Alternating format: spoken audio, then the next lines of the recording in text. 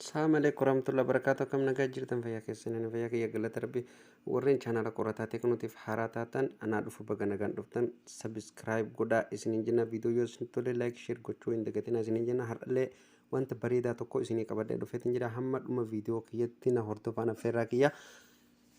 كان إسنين كبدا دوفلين مال جتين نغافتشون كيسن نولو kallattii maanamaa karaa barumsaatti isin dabarsaa feesbuuka keessan akkamitti akka piroofaayilii yookaan kabara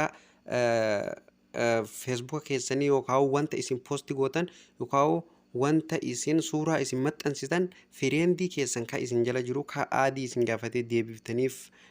saniin ala namni biraa haaraan dhufeetuma maquma kan kee ka beeku sarchi godheetuma maqaa kee barreessee sarchi godhee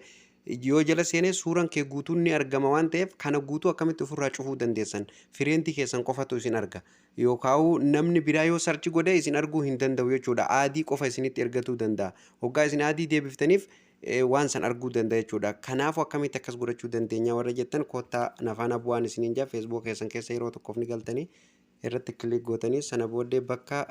profaayila keessan irra ni galtanii sana booddee jechaadha tuqaa sadeen kanarratti kilik gootanii hiriyoottan kiyya sana booda immoo like profile bakka jettu kana kunoo ishee tana irratti kilik ni gootanii yeroo tokkoo fi kunoo ishee qalama itti mare tana irratti yeroo tokkoof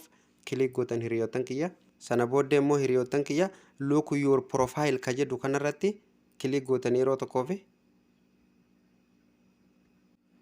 hayya hiriyoottan kiyya kunoo ammaan tana akkana qollofamee jira jechuudha kunoo arguu dandeessanii jechuudha hiriyoottan kiyya kunoo ammaan tana qollofamee jira jechuudha